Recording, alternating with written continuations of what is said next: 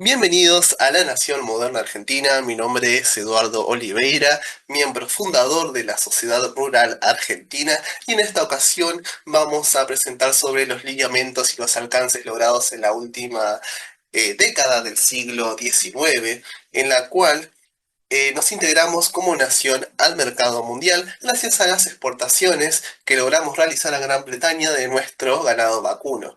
Este vacuno refinado de la especie Hereford, que fue traído por los investigadores y científicos desde Europa, especialmente de Inglaterra, eh, es una especie que nos ayudó a consolidarnos y a hacer grandes exportaciones hacia esa zona. En este sentido, nos logramos posicionar como uno de los principales exportadores.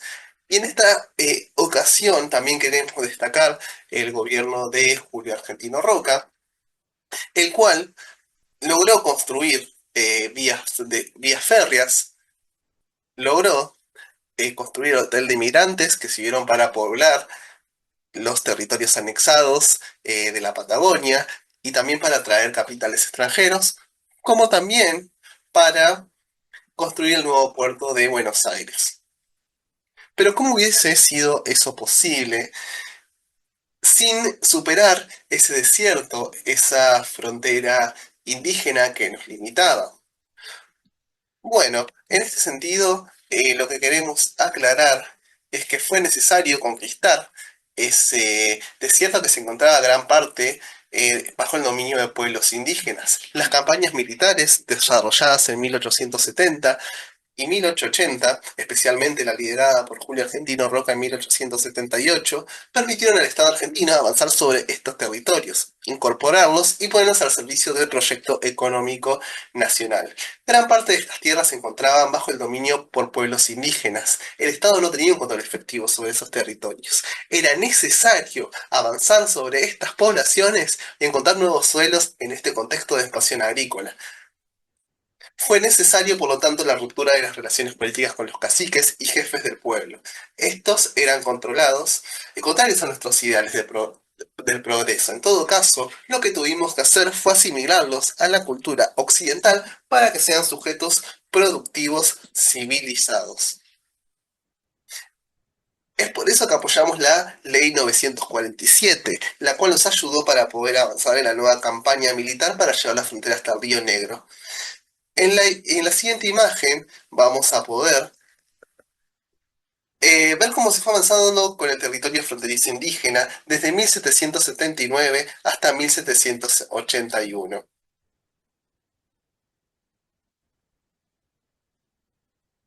En la zona más cercana a Buenos Aires, extendiéndose hasta el este, cerca de las fronteras de Chile.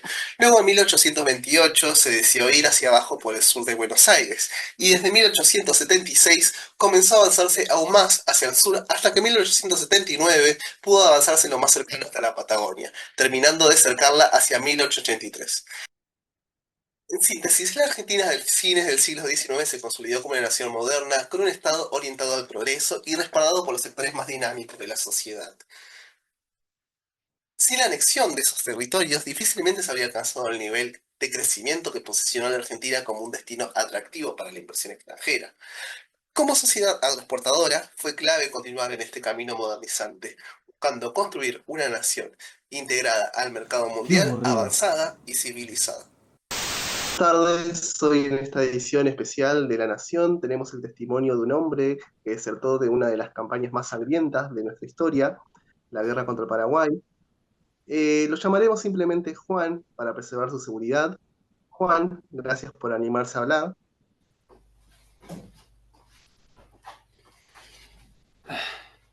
Gracias a usted. Ya era hora de que se sepa lo que vimos y lo que nos hicieron hacer en esa campaña. Usted fue reclutado para combatir en la guerra iniciada en 1865. ¿Cómo llegó a esa guerra?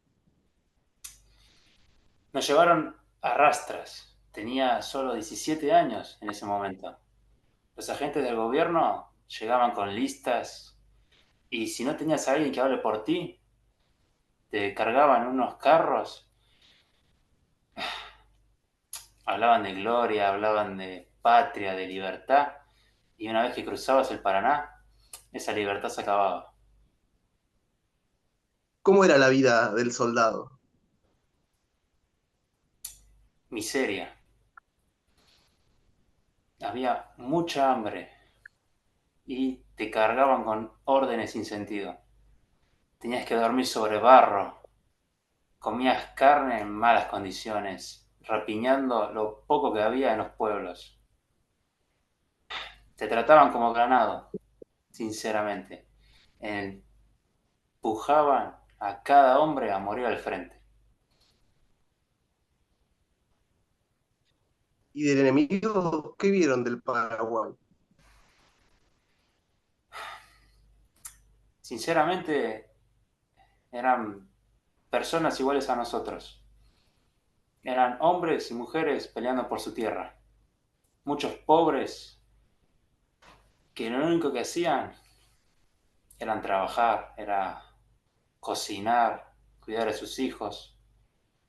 Los llamaban bárbaros, salvajes y no pude encontrar eso en Paraguay.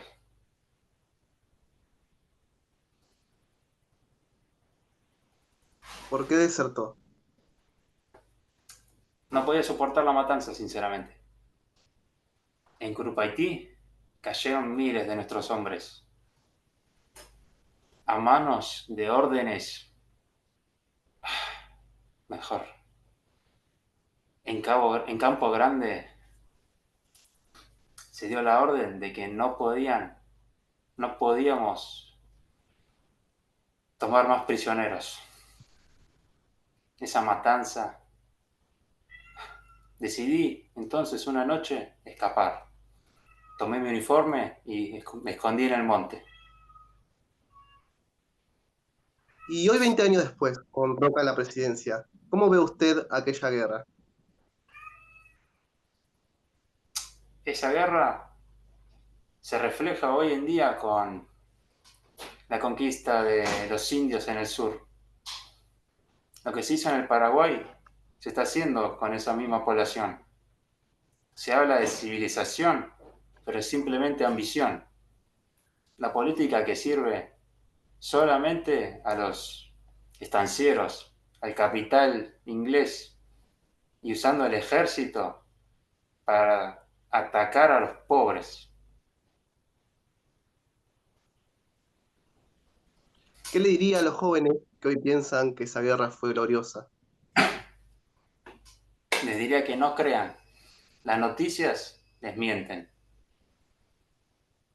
Tienen que escuchar a aquellos que la vivieron, a los que quedaron mutilados, a los locos, a los que se arrepienten. Fue una guerra sin sentido, injusta, contra un pueblo que no se pudo defender. Gracias, Juan. Sus palabras son un testimonio doloroso, pero necesario.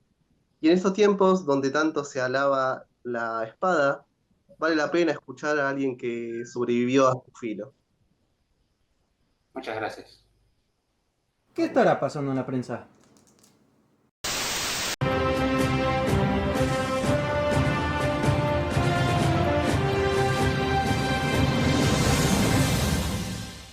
Buenas tardes, Argentina, ¿cómo les va? Soy Remigio Lupo, su conductor de este programa La Prensa.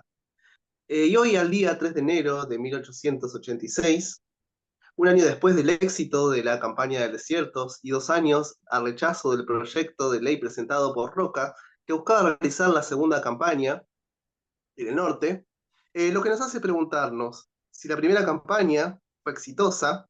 ¿Fue realmente exitosa? ¿Por qué no realizar la segunda? ¿Realmente hubo actos de lesa humanidad? Para responder a estas preguntas, invitamos a dos personas importantes, a Enrique Godoy y a Aristóbulo del Valle. Enrique, ¿todo bien?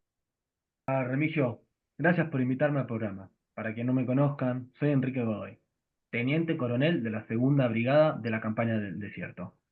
Es un honor hablar en nombre de los soldados que cumplieron su deber en la liberación del sur. Y para ya darte una respuesta rápida, Remigio. Digo liberar porque allí no había nación, no había orden. Lo que hicimos fue asegurar la soberanía nacional.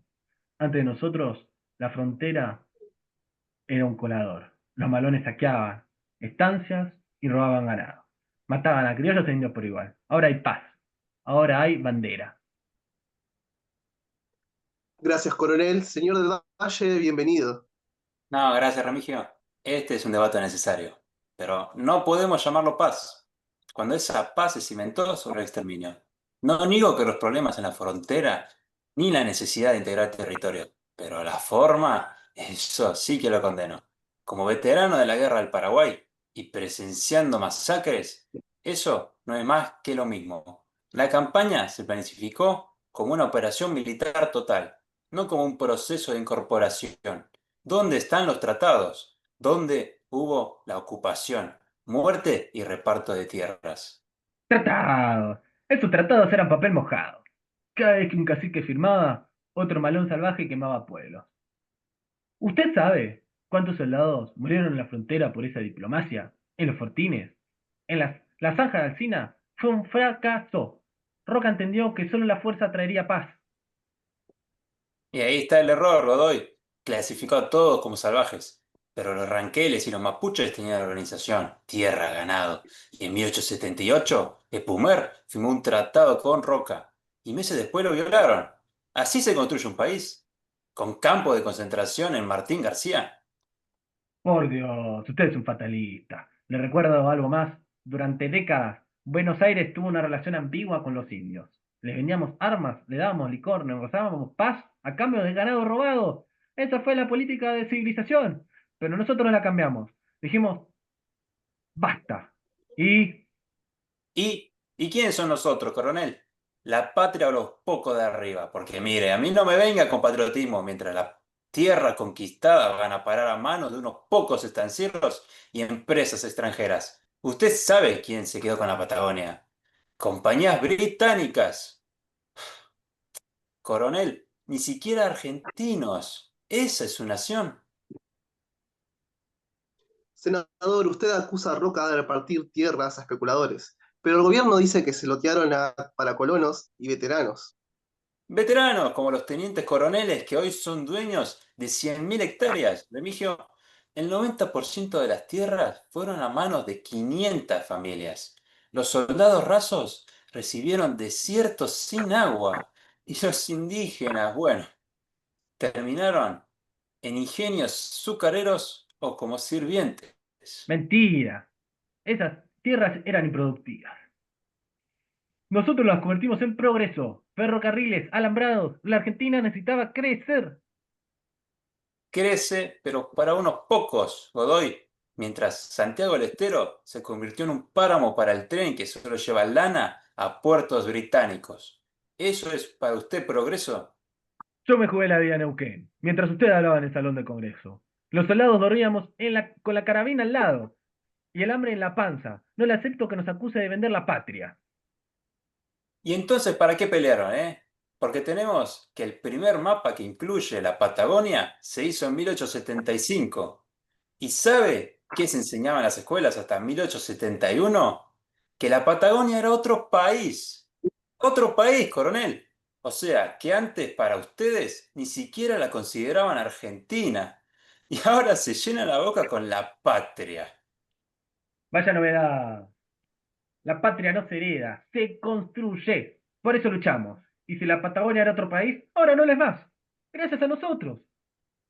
Ah, claro, sí, sí. Agradezcámosle al ejército por convertir el genocidio en geografía. Y mientras tanto, ¿qué hizo el gobierno con los que sobrevivieron? ¿Dónde están? ¿En reservas? ¿En los ingenios? ¿En las cárceles? Están donde tienen que estar, integrados o reeducados. Argentina no puede ser rehén de tribus nómadas. Eso se acabó. La campaña fue la continuación de lo que la generación del 37 soñó: poblar el desierto, hacerlo desaparecer. Lo dijo Sarmiento, lo escribió Alberdi. Gobernar es poblar, y nosotros lo cumplimos. Y no vamos al norte por la cobardía política. El norte es igual, tierras ricas, pero dominadas por tribus. Roca quiere hacer lo mismo: orden, caminos, civilización. Dios No, mío. el norte no es el sur. Allí hay agricultura, comunidades que negocian por años. ¿Van a repetir lo de Pumer? ¿Llevar niños a Martín García? Basta de sangre. Y me habla de Sarmiento y de Alberdi. ¿Sabe qué más querían ellos? Educación, reforma, no esta carnicería. Usted es un fanático de las balas, un fanático sin ideas. Y usted es un tibio, un sentimentalito que le tiene miedo al sacrificio. Miedoso traidor al ejército que hizo a la nación. No me insulte, no es más como usted. Y yo también lo di todo por la nación. A diferencia de mí, usted no construyó nada. Es un asesino a sueldo con charrateras. Y usted es un tonto, un ignorante que repite discursos de salón. ¿Eh? Usted no sabe lo que es el país real. No sabe lo que es la ley, ni la justicia, ni el respeto por la vida humana. Todo lo que toca, lo mata. Caballeros, por favor, estamos en vivo, hay niños mirando.